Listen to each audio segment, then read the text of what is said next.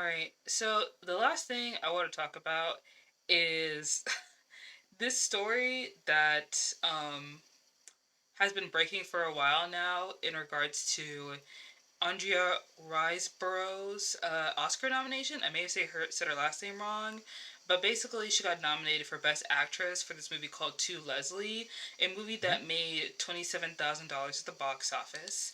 And a lot of people are kind of, speculating as to how she got this nomination because this movie was completely left out of the award season, like, talk, which, usually if there is a movie that is well regarded, well liked, well reviewed, like, I don't know, let's say Nope, let's say The Woman King, and then award season comes around, and then those names get thrown around, but then you don't see them in the Critics' Choice Awards, the Golden Globes, SAG Awards. You're thinking, oh, maybe it'll be an Oscar surprise. And then out of nowhere, here comes this movie that no one's seen, no one's watched. I didn't see on my AMC Stubs app or anything like that. And the lead actress gets Best Actress nomination.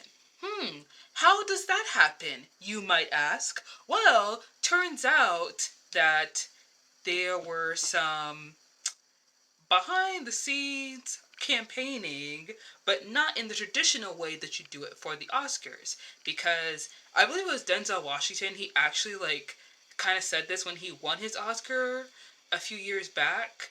He talked about how the directors and the producers invited Oscar voters over for dinner to see the movie and watch it and wined and dined them. And he was sitting there with his Oscar. And it was kind of like this joke, but also like, that is how people get Oscars. You have to do the press tour. You have to go to the luncheon. You have to go on Jimmy Kimmel. You got to go on Good Morning America. You have to wine and dine and, kiss their feet to get your nomination. Which is why a lot of movies that were very very well known and very well liked don't get nominated as well. Like, in my mind, the first movie that comes to mind is Sorry to Bother You, because I think that movie came out around the same time that Black Klansman came out, and people were talking about whether or not that would get nominated for an Oscar, but of course, Boots Riley was not really a director who would go through the whole, like, song and dance for an Oscar nomination.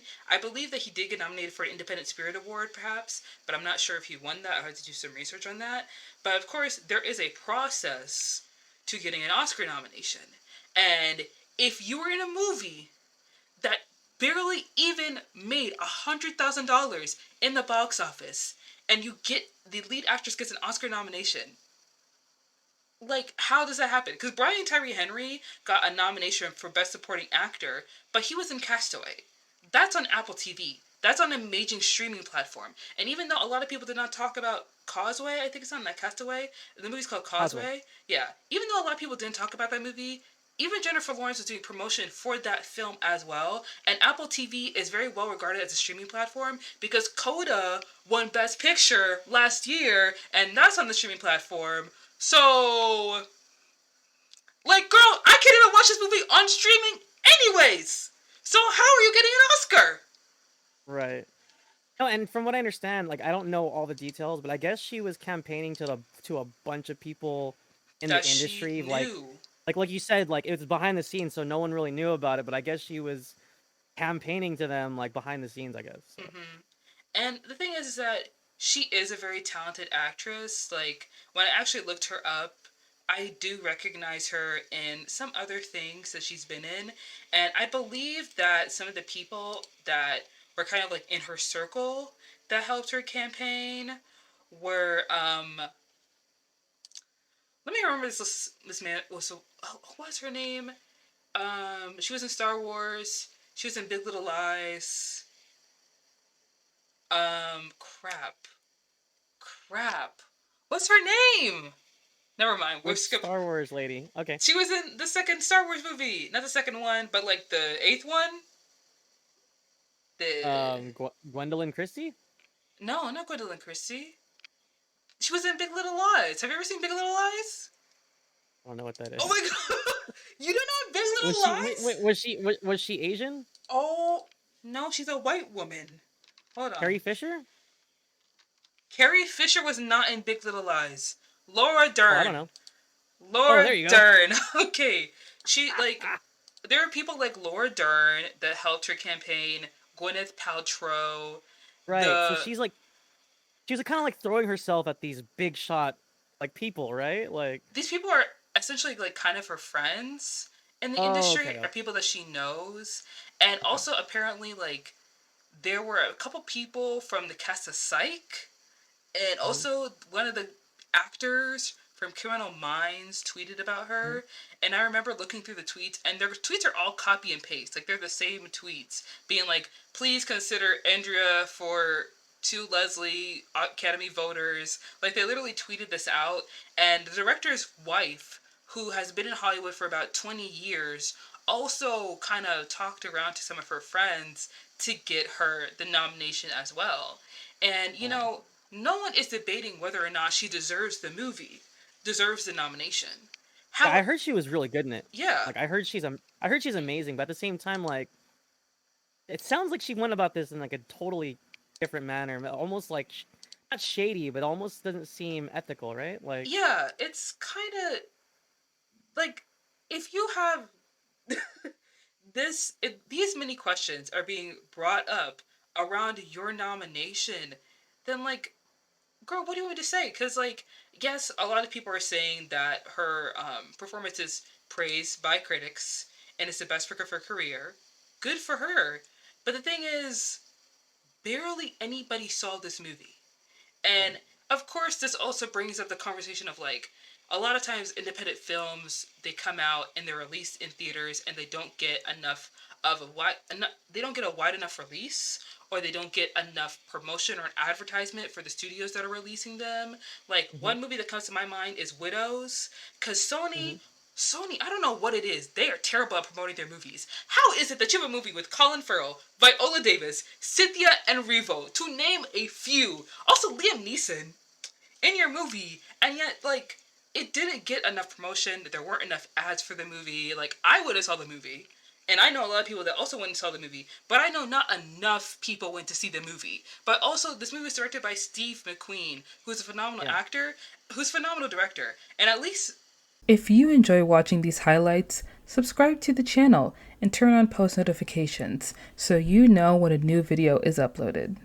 I mean, Widows did not make $27,000 in the box office, but it did Yeah. not make enough that it should have made with the names on the poster for that film. And To your studios, point, I heard about that movie mm-hmm, because of Twitter, and it yeah, was that clip of Daniel Kaluuya yes, listening to the guy rap. yes, That's how I learned about that movie, and I was like, yes, "What is this movie?" yes. I didn't know what it was. Oh my Like, I never gosh. heard of Widows. It's like, Mm-hmm. what happened? Like, so to your point, that's very, very important. Like, the studio has to support and back the film, which unfortunately doesn't happen for some films. So Yeah. And this was not some grassroots effort. She went to like A-list stars and celebrities to host who hosted private screenings, and went and talked to industry watchers to try and get this film nominated. And I understand that some movies are released just for like critic appeal, or just for like kind of like, I you release a movie, it's not really to make big bucks at the box office, it's to release something that is a work of art, something that you're proud of. And Oscar bait. that's, yeah. And That's like that, the industry term. It's an Oscar bait mm-hmm. film. And that's fine. That's perfectly fine. And I'm not saying that Andrea is not a talented actress, because she is. And I understand that you're proud of this movie and you want to get recognition for this film, but maybe you should have done what everyone else was doing. Maybe you should have went on Jimmy Kimmel, went on Seth Rogen, went on the Kelly Clarkson show. Went like maybe you should have did the song and dance instead of taking a shortcut, because the fact that she has the access, the connections to these well-known, very powerful white people in Hollywood who have these connections to these white Oscar voters, when you have huge names like Viola Davis and you have Jordan Peele release these amazing movies that get this a lot of attention, and yet no love from the award shows. And you get a nomination for a movie that didn't even break even. that didn't even break even, and that most everyday people have not seen. Like, it's unfair. It's unfair. Yeah, and I think you use the right term in terms of shortcut. Yeah. I couldn't think of it earlier, but yeah, she took a shortcut to her nomination. And honestly, to speak to what you said, I've seen The Woman King, I've seen Nope. Mhm. Viola's amazing. Kiki Palmer Yes. owns Oh Nope. my Like that, gosh. she is so good. And to be honest, I would have loved to see her get nominated. So just the fact that this person, I don't know, I can't judge Andrea's person as a character. Mhm. I can't judge her as a human being. It sounds like she took a shortcut, and it's just not fair for these other hardworking, talented actresses that, like you said, they did it the right way. Mhm. So Yeah. And to be honest, I'm trying to remember where I've seen her before. She's been in a lot of independent films before, such as Birdman, also Nocturnal Animals, The Death of Stalin, Battle of the Sexes, to name a few, The Kindness of Strangers. So, and she was also in Black Mirror before. So it seems that she is kind of this kind of indie darling in a way in yeah, terms of her career. And I get being in the industry for a long time and wanting the recognition and the award and wanting people to know your name and be in the glitz and the glamour and maybe wanting to be in the spotlight every once in a while. But you're taking this away from other people that have worked hard as well. And of course, you can't compare box office numbers or how much a movie makes in the box office to how good a film is. That's not the right way to measure how great a film is, really, because there are a lot of movies that make a lot of money at the box office and they suck. But movies like Nope, Black, The Woman King, and also Till, which also came out, you you can't convince me that this isn't just like BS. Like Gina Prince, the person directed Women King, the amount of time and effort and skill and research, like she said, no stunt doubles. You do your own stunts in this movie.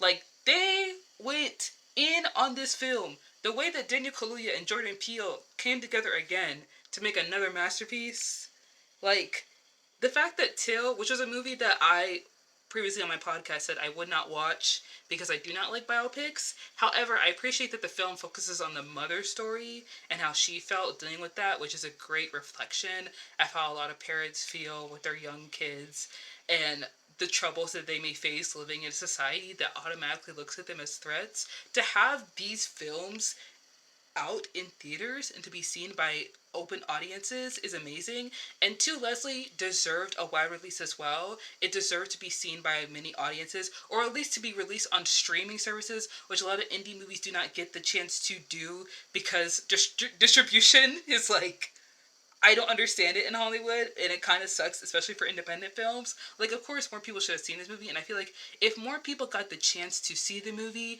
maybe the nomination would have been justified, But we still would have figured out that she went to Gwyneth Paltrow, Amy Adams, Laura Dern, the wife of the director, that guy from like Psych, to push yourself to get this nomination that you didn't work for.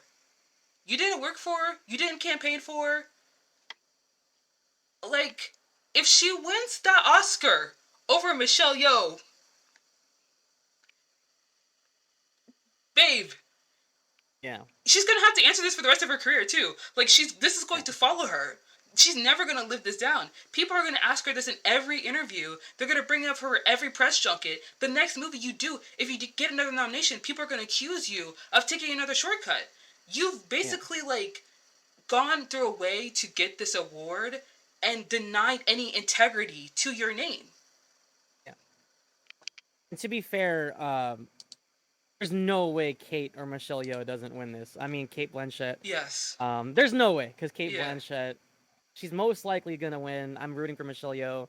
There's no way she wins over them two. Mm-hmm. But just the nomination alone, I think it's a problem. Yeah. It's not fair, and it's it undermines all of the other wonderful actresses in the business, and it's like she literally jumped the line, so to say, and Yes. Yes, it's she awful. did. I don't agree with it. How are you doing all this to just get a nomination? You're not even going home with a trophy. You could at least campaign for a Golden Globe, perhaps, a SAG award, maybe, an Yeah. Independent Spirit Award. That could have been yours. I mean, and also, I like, mean, it's not an Oscar, but that's actually a pretty prestigious award. it Like, I is. recognize it. It is. People know what that is, you know. So And of course, this is going to make her somewhat of a household name now that there's some kind of controversy behind her. It might entice studios to put her in their next film that's like not an indie film but also big budget, kind of, you know what I mean? Like yeah, A24 may come to her and be like, hey babe, we got something for you. Like, yeah, of course that's gonna like kind of help boost her career a little bit, but I don't think it was worth it. You know, it's I not. agree. It's not worth it. Also, I really hope Michelle Yeoh goes home with that Oscar. As much as Same. I love Kate Blanchett, I need it to happen. Since you're at the end of the video, don't forget to like the video and leave a comment down below. If you want early access to these highlights, join our Patreon. Patrons have access to our entire archive, including full-length videos. Patrons also have the opportunity to choose a topic for our podcast, and they get the opportunity to be a guest. Join now.